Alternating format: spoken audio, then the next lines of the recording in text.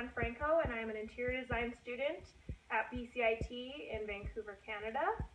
I am currently doing a communications presentation on the benefits of bespoke furniture, and I've uploaded it to YouTube to share with my online classmates as well as my instructor. The reason why I chose the benefits of bespoke furniture, bespoke meaning made to order, is because I recently started working at a place in Vancouver. It's a custom furniture manufacturer called WD Western Designers, and they service the trade. And I've been learning so much about custom furniture that I wanted to share some of my knowledge with my classmates and my peers, because I feel like they could benefit a lot from learning about it. Once you're out in the design field, you start to notice the things that you don't learn in school. And there's so many aspects of interior design that you need to learn that a lot of those things that you learn are when you start working. And I do notice quite a bit that the designers that are coming into our showroom to buy custom furniture are of the older generation, and they have more experience in there.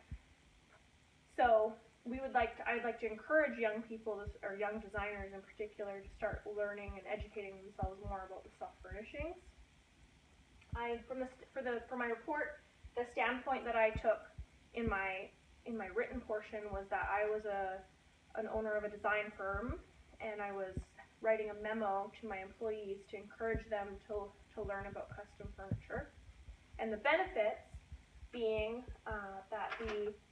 that there are environmental aspects to it. There's greater possibility for revenue stream when you purchase from a local manufacturer.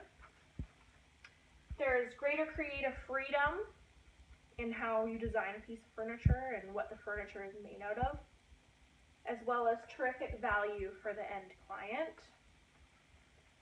When we speak about increased revenue stream, I made this bar graph as an example. I just used $10,000 as an example number, because there are sofas at higher end retail places that cost $10,000. And as a designer, you get a designer discount, being, for instance, 10%. So on a $10,000 sofa, the design firm would pay $9,000 to the retail location, and then sell the product still at retail cost to their client, and that's how they make a $1,000 profit on that piece of furniture. Whereas if you were to go direct to the manufacturer, a place like WD, that a similar size sofa, but in essence it would be higher quality, and we'll go into that more in going forward. You can purchase a sofa from the manufacturer for $7,000, put a 35% markup, or whatever markup you feel is right for your client, and in this instance you would make a 35%, $2,450 for your business. And more money for you, and also you're saving your client money too, because even with the 35% markup for your business, you're still charging less than what a similar sofa would be at a retail location.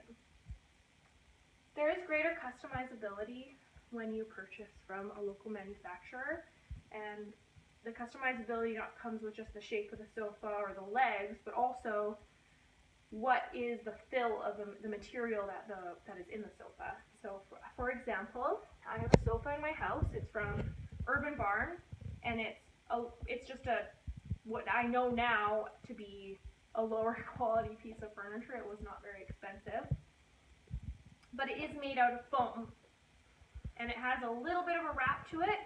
Probably not as great of a quality wrap as it would be if you were purchasing it from a place like WD, but you can see that it's made out of foam on the inside, and it has this kind of a Dacron wrap to it, but it's not very thick. At a place like WD, it'd probably be a thicker Dacron wrap.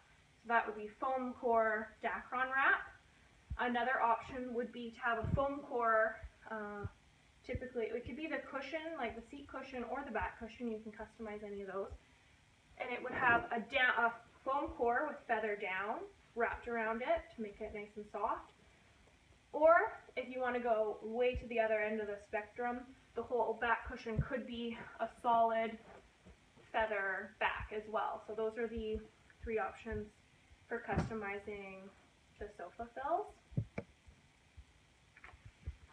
I would like to go into also the environmental sustainability. At BCIT, we learn a lot about being environmentally friendly and being responsible as a designer to the environment.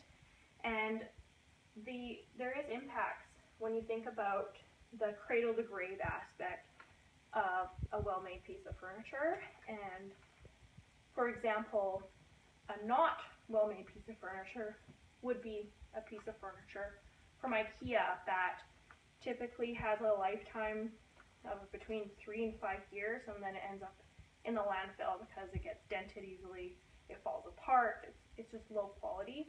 Whereas a piece of furniture, soft furnishings in particular that you can purchase from WD, that piece of furniture can be reupholstered over and over again, and it still stays looking brand new once you change the fabric on it. Also to the aspect of purchasing locally and not having those environmental impacts of shipping the item across the world or across Canada. It's made locally, so you're not polluting the environment with carbon monoxide from all the gas for the transportation. When I talk about value for a piece of furniture, I'm going to go back to that $10,000 scenario, and we're going to work it backwards on this chart. So you're the consumer, you're purchasing the sofa for $10,000 from a retail store, which as a standard most likely purchased that sofa for $5,000. There's usually about 100% markup for a retail piece of furniture as an industry standard. So that sofa was purchased for say $5,000, and then from the manufacturer, it could have been from the manufacturer for $2,000 or $3,000, and then it makes you start to think, you got to wonder to yourself as a designer, if that sofa is only costing $2,000 or $3,000, what is it made out of? Where is it made? Is it made in China where they don't have great labor standards? There's those aspects as well. You want to be not only environmentally friendly, but friendly to pieces being made from a reputable source.